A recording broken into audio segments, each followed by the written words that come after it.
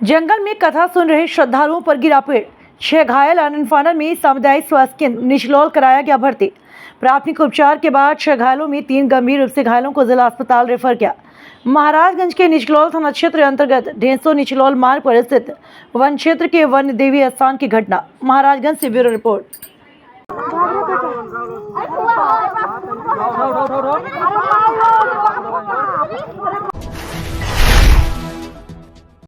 राज्य बाल अधिकार संरक्षण आयोग की सदस्य अनीता अग्रवाल आज अयोध्या पहुंची। उत्तर प्रदेश राज्य बाल अधिकार संरक्षण आयोग की सदस्य अनीता अग्रवाल आज अयोध्या पहुंची।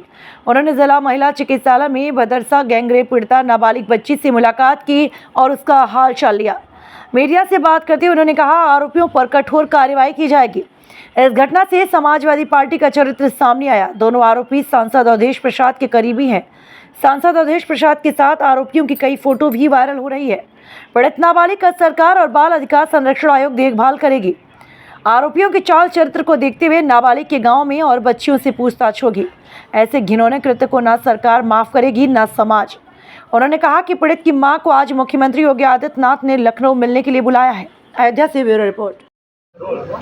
आई हूँ इस बच्ची की जांच करने के लिए कि इस बच्ची के साथ कैसे क्या हादसा हुआ। लेकिन वाकई में बड़ा दुख हुआ है कि बच्ची खेत में अपने काम करती थी और खेत में काफ़ी समय से वो लोग इसको ताड़ रहे थे, तो इसको किसी बिस्किट का बहाना दिया हो तो बिस्किट देते हैं। उसके बाद इसके साथ रेप किया करीब 2 व्यक्तियों ने। उसके बाद इसकी वीडियो भी बना ली और वीडियो बनाकर इसको कहा गया कि तुम अगर घर में बताओगी तुम्हें मारेंगे और तुम्हें इस पूरे फैला देंगे।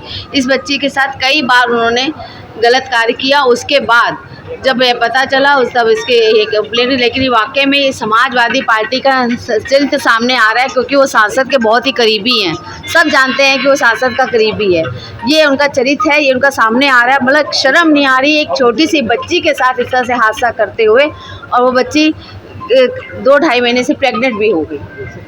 मतलब बड़ी शर्म की बात है। एक छोटी बच्ची जो 12 साल की भी नहीं हुई है पूरी, उसके साथ इस तरह का हादसा करते हुए शर्म नहीं आई बिल्कुल भी। ऐसे लोगों को तो बहुत कड़ी सज़ा मिलनी चाहिए। वो पकड़े भी गए हैं और हमारे यहाँ से जो भी हमारी सरकार करेगी वो अच्छा करेगी। कम से कम इन लोग को इनकी सज़ा जरूर मिलेगी और इस बच्ची का पूरे ही संरक्षण जो है हम लोग स्वयं करेंगे, हमारी सरकार करेगी, बाल कल्याण समिति करेगी। अगर ऐसा है, कंप्लेन है, तो हम उसकी भी जांच करवाएंगे, अवश्य जांच करेंगे। कौन सी बच्ची और पीड़ित रही है, कैसे रही है, उसकी पूरी जांच होगी। अब वो पकड़े गए हैं, उनके विषय में सारी जांच होगी। ये उनका साफ उनका चाल चलन चित्र सामने नजर आ रहा है कि कैसे कैसे लोग उनके पास है, कैसी कैसी समाजवादी पार्टी के सांसद के बहुत करीबी है। उनकी फोटोएं भी सब वायरल हो रही है कि वो सांसद के कितने करीबी हैं। तो सांसद बनने का मतलब ये नहीं कि आप इस राक्षस बनकर लड़कियों का अत्याचार करें, लड़कियों पे आप जो भी करिए गलत है, और इसी का जो है समाज भी माफ नहीं करेगा और सरकार भी नहीं माफ करेगी। पुलिस प्रशासन पर भी गंभीर आरोप लगाए जा रहे हैं कि माता से कई बार नहीं, ऐसा नहीं है। पुलिस ऐसा कुछ नहीं करेगी। पुलिस पूरी तरीके से अरेस्ट। अखिल भारतीय विद्यार्थी परिषद ने फैजाबाद के सांसद अवधेश प्रसाद का पुतला फूंका। अयोध्या में अखिल भारतीय विद्यार्थी परिषद ने फैजाबाद के सांसद अवधेश प्रसाद का पुतला फूंका। अखिल भारतीय विद्यार्थी परिषद के कार्यकर्ताओं ने अवधेश प्रसाद के खिलाफ नारेबाजी की। इन कार्यकर्ताओं की नाराजगी है कि अयोध्या के भदरसा में नाबालिग बालिका के साथ दुष्कर्म का आरोपी फैजाबाद के सपा सांसद अवधेश प्रसाद की नज़दीकी है, जिसकी वजह से पहले इनको बचाने का प्रयास किया, लेकिन जब हिंदुवादी संगठनों ने इस मामले को उठाया तो इस पर कार्यवाही की गई। वहीं दूसरी ओर पुलिस प्रशासन और जिला प्रशासन के खिलाफ भी अखिल भारतीय विद्यार्थी परिषद के कार्यकर्ताओं ने नाराजगी दिखाई। आरोप है कि इस अपराध के लिए आरोपियों को बचाने का प्रयास पुलिस प्रशासन की तरफ से किया गया।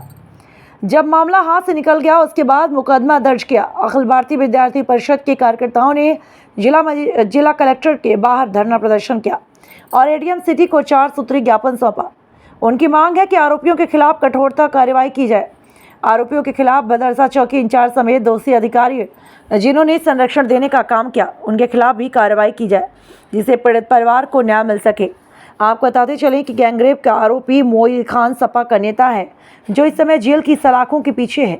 इसमें मोहित खान समेत उसका नौकर दोनों गिरफ्तार हैं। अयोध्या से ब्यूरो रिपोर्ट। ठाकुर का फूका गया है। जी, क्या मामला? संसद के अंदर जिस तरह से अमर्यादित भाषा हमारे नेता राहुल गांधी जी के पूछा गया कि आपकी जात क्या है, क्या सदन के अंदर हम उन दुखित पीड़ित अन्य जातियों के गणना के बारे में अगर हम चाहते हैं कि इसकी गणना होनी चाहिए, इसलिए कि ऐसे बहुत लोग हैं जो चाहे श्रवण हो, चाहे वो किसी और जाति से हो, उनके जितने भी पैसे वाले लोग हैं, बड़े लोग हैं, उसका हर सुविधा का लाभ उठा रहे हैं। मध्य परिवार से नीचे के लोग आज भी परेशान हैं, उनके परिवारों में नौकरी नहीं है। जातिगत गणना में ये होगा कि उनकी आर्थिक स्थिति भी आएगी, उनकी हमारे यहाँ ये भी आएगा कि किसकी कितनी संख्या है, उसी आधार पर भी उनको उसका प्रायोरिटी उनके लाभ देने का प्रयास करेगी कांग्रेस। इसी को लेकर राहुल गांधी जी सदन के अंदर ये लड़ाई लड़ रहे हैं और उन्होंने कहा भी कि बीजेपी सुन ले, आप कितनों भी भटकाओगे, मैं माफ़ी मंगवाने के पक्ष में नहीं हूँ, न मैं माफ़ी चाहता हूँ,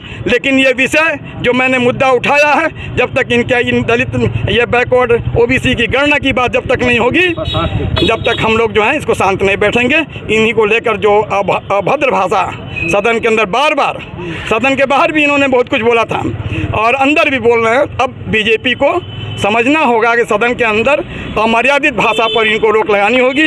आपको जवाब देना, जो प्रश्न पूछा जाए उस पर जवाब दे, इसके लिए हम लोगों ने अनुराग ठाकुर का पुतला फूका है। क्योंकि ट्वीट मोदी जी ने भी किया था, इसलिए हम लोगों ने अपने उसमें नारों में भी उनको लिया गया, इसलिए कि एक पढ़ा लिखा देश का एक अच्छा प्रधानमंत्री जो कहा जाता है कि हम विश्व के में हम रिकॉर्ड बना रहे हैं, ऐसा व्यक्ति ट्वीट करके कहता है कि अनुराग राग ने ठीक लिखा है, ये बड़ा दुर्भाग्य है, शर्म की बात है। और ये सही साबित कर दिया कि हम चाय बेचने वाले हैं, पढ़े लिखे होते तो शायद ये मर्यादित भाषा नहीं बोलते। यही नहीं है, सदन के अंदर बहुत पहले मनमोहन सिंह जो अमेरिका में पढ़े, उन्होंने अर्थशास्त्र का पूरी दुनिया को जो सबक सिखाई, उसको कहते थे कि आप रैन कोट पहन के चल रहे हैं, जिसकी पूरी दुनिया ने इनको जो भर्त्सना की थी मोदी जी का। मैं चाहता हूँ ये देश सबका है, ये देश शिक्षा में है, आगे होना चाहिए, यहाँ बेरोजगारी दूर होनी चाहिए, यहाँ किसानों को हक मिलना चाहिए, यहाँ जातिगत गणना भी होनी चाहिए। इसी पर हम लोग मुद्दा उठाते हैं। जय हिंद, जय भारत, जय कांग्रेस।